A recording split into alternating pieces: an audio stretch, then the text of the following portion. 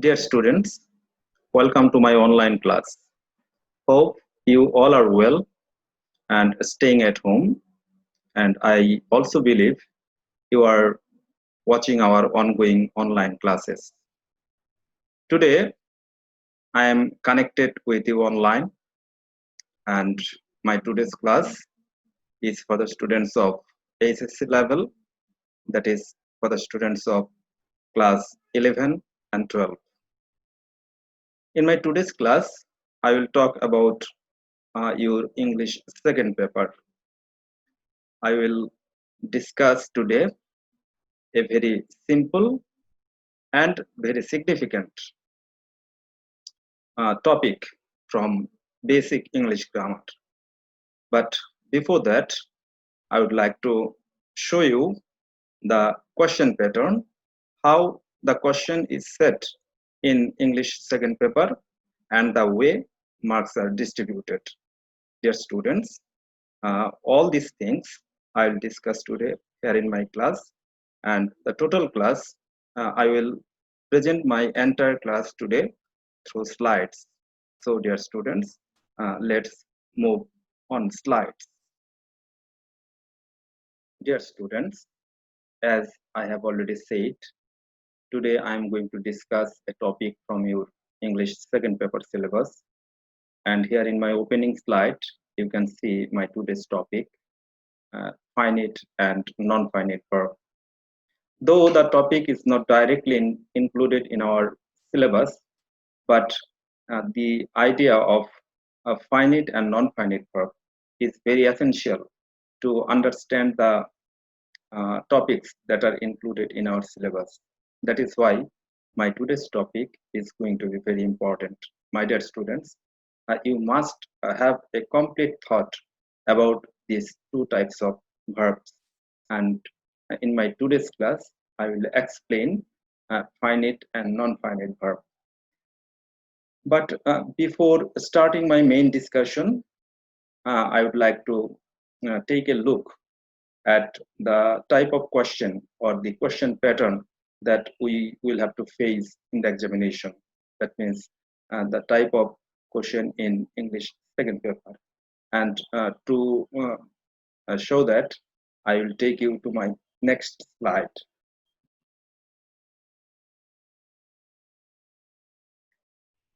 Here in this slide, you can see analyzing question pattern and marks distributions. And obviously, I'm talking about English second paper.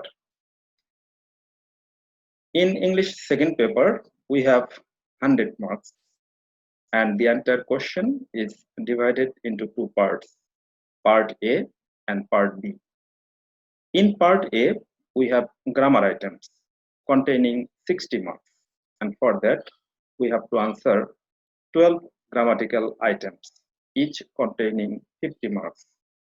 On the other hand, in part B, that is called writing section, and in this section, we have 40 marks, and we need to answer 4 items, and that is composition, paragraph, report writing, formal letter, or email.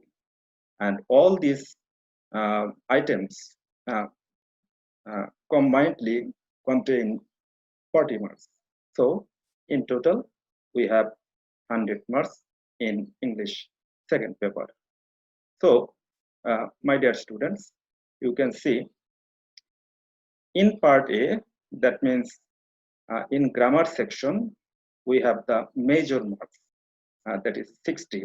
And if a student wants to get high marks in English second paper, he must do well in grammar section. So this section demands our attention more than the writing section.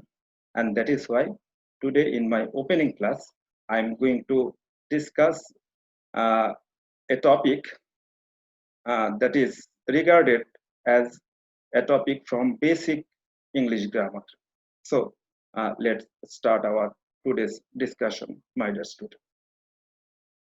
In my earlier slide, you have already noticed my today's topic is finite and non-finite verb. Though the topic is not included in our syllabus, but a proper knowledge on this topic is very essential to solve the grammatical problems that are included in our syllabus. That is why I will ask my dear students to attend the class from beginning to the end, and to start my discussion on my today's topic, I will take you to my next slide where I will explain finite verb. So let's move. Here in this slide, you can see the title finite verb.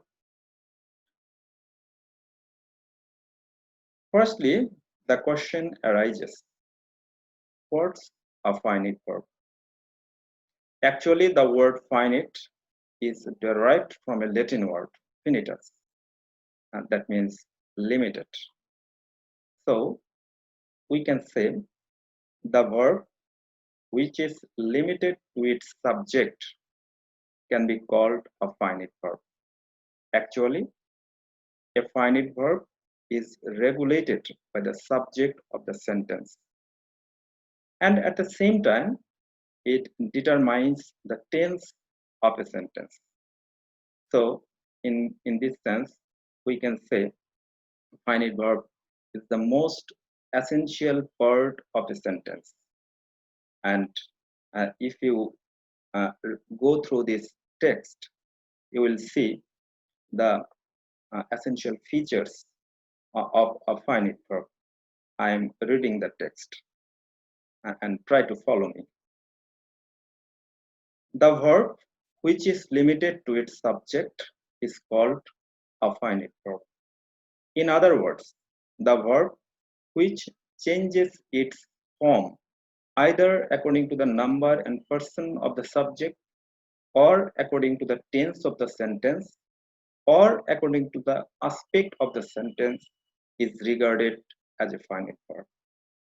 So, my dear students, you should notice the line written in bold letter. A finite verb changes according to the number or person of the subject, or according to the tense of the sentence, or even according to the aspect of the sentence. In any case, a finite verb will take a different form. So we can say a finite verb takes its form according to the number and person of the subject. It also takes a different form if we change the tense of the sentence, and also if we change the aspect of the sentence, that is where the sentence is in the active form or in the passive form. In any case, a finite verb will take a different form. In fact, the finite verb is the most important component in a sentence.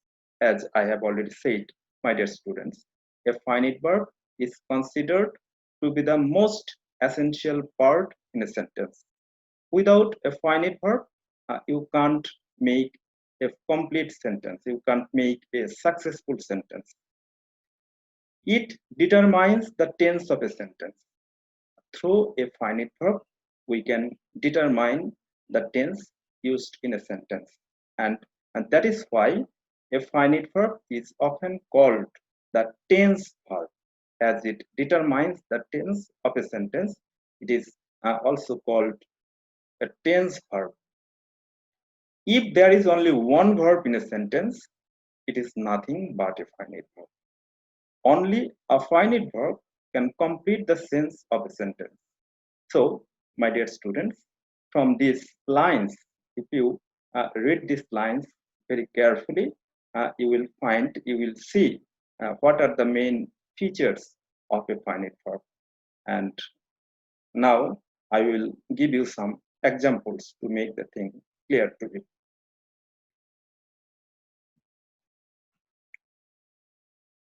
Here you can see three examples. Just read out the examples. I see an old man carrying a stick in his hand. This is the first example, and here in this example, we find two verbs, see and carry. Now, read the second example. He sees an old man carrying a stick in his hand. And the same kind of sentence used in the second example, but the subject is changed. In first example, we see I as the subject, but in the second example, we find he as the subject. And what is the change? First person changes into third person singular number. And what type of change we notice in the form of the verb? The verb see changes into sees. We have to add an extra s with the verb. But on the other hand, the other verb that is carrying remains unchanged. So, with the changing of the number and person of the subject, the verb changes. Which one is changing? The verb sees. That is why see here is considered to be the finite verb, as it is changing its form according to the change of the number and person of the subject. In the same way, if you look at the third example, what is the third example? I saw an old man carrying a stick in his hand. Here you will notice I have changed the tense of this sentence. In the third example, we have used past indefinite tense. And when we change the tense of the sentence, what change do we notice in the form of the verb? The verb here in the third example takes past form. But on the other hand, another verb that is carrying is again remains unchanged. So from these three examples, my dear students, you notice a finite verb changes its form if we change the number and person of the subject, or even if we change the tense of the sentence. This is how a finite verb is used in a sentence. My dear student, for your better understanding, I will show you different forms of a finite verb. In how many ways a finite verb can be used in a sentence. So, to show the forms, to see the forms of a finite verb, let's move to the next slide. Here in this slide, you can see forms of finite verb. First of all, present or base form of a verb. The present form or the base form of a verb is always treated as the finite form. Just look at this example here. Birds fly in the sky.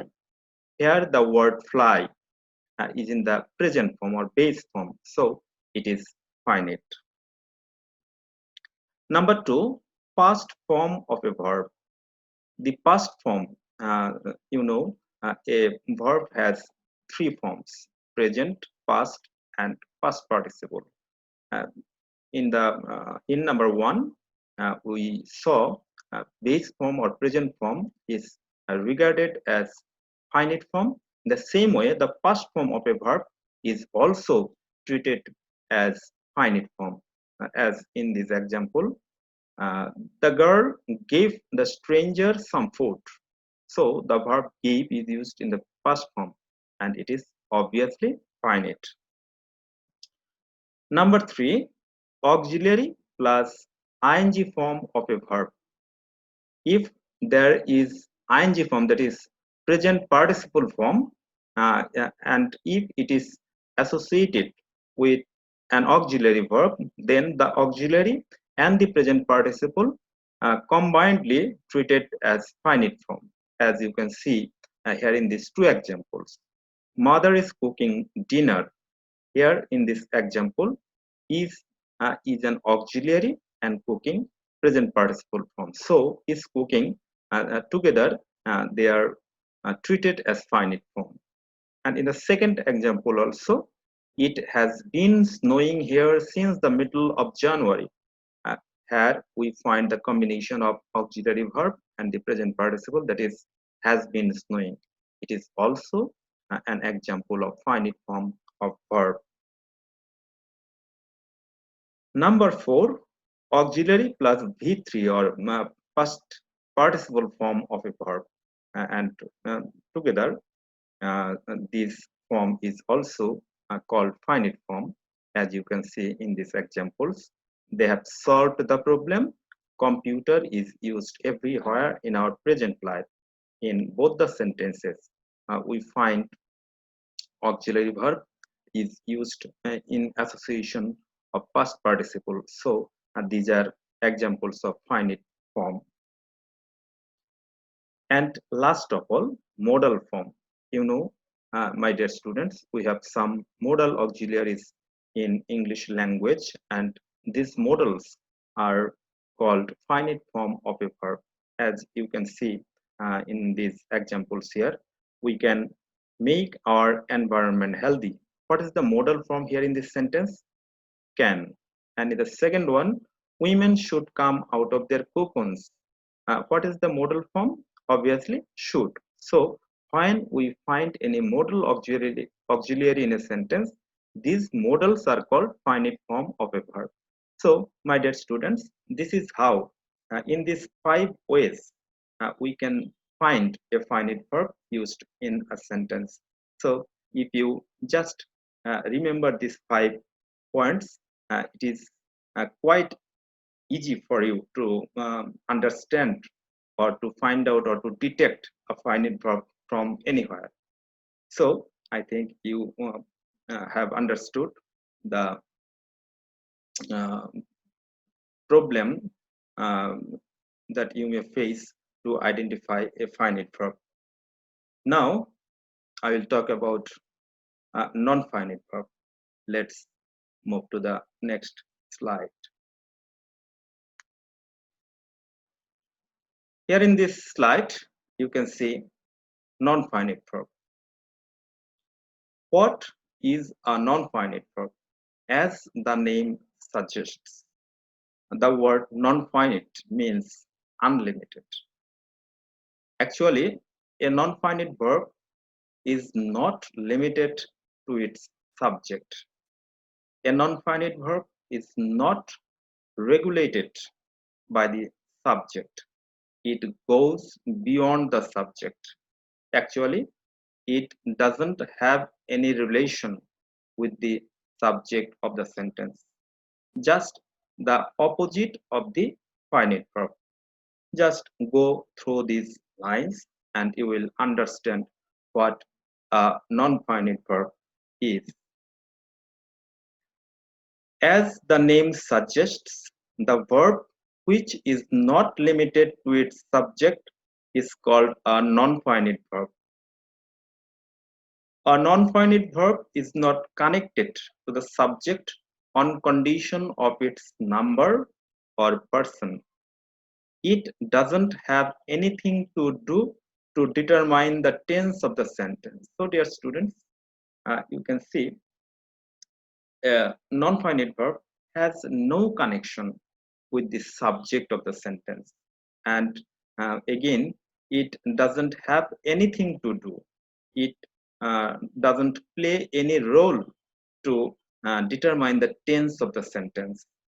That is why if you change the number or person of the subject or the tense of the sentence, a finite verb remains intact, unlike the finite verb.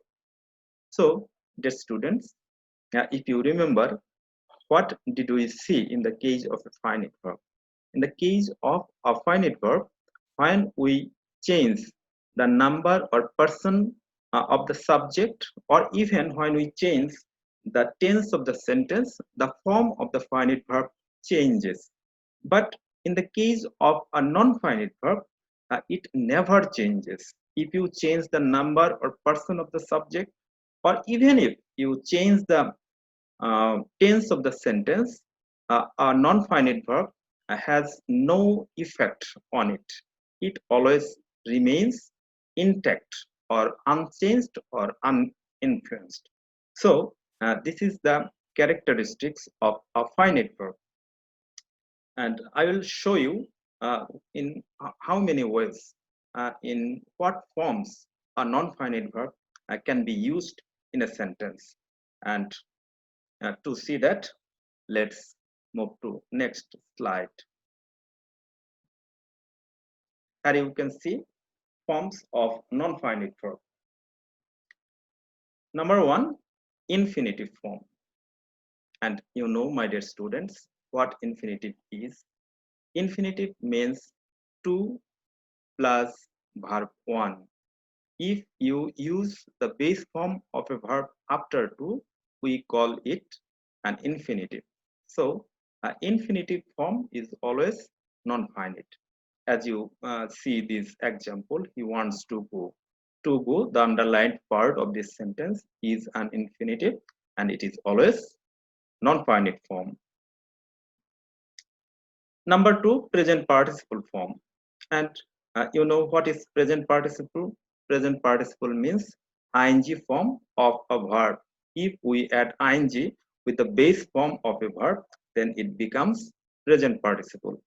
And this present participle form without the connection of an auxiliary is always non-finite. We found him sleeping. Here, sleeping is present participle, and this present participle has no connection with any auxiliary, and that is why it is non-finite. Number three, past participle form. You know what is past participle form?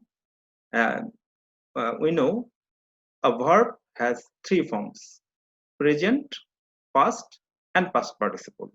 Earlier we saw the present form or base form and the past form of verb is regarded as finite form.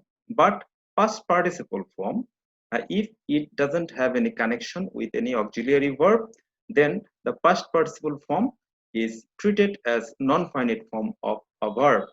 As you can see here in this example, I like the car imported from Japan.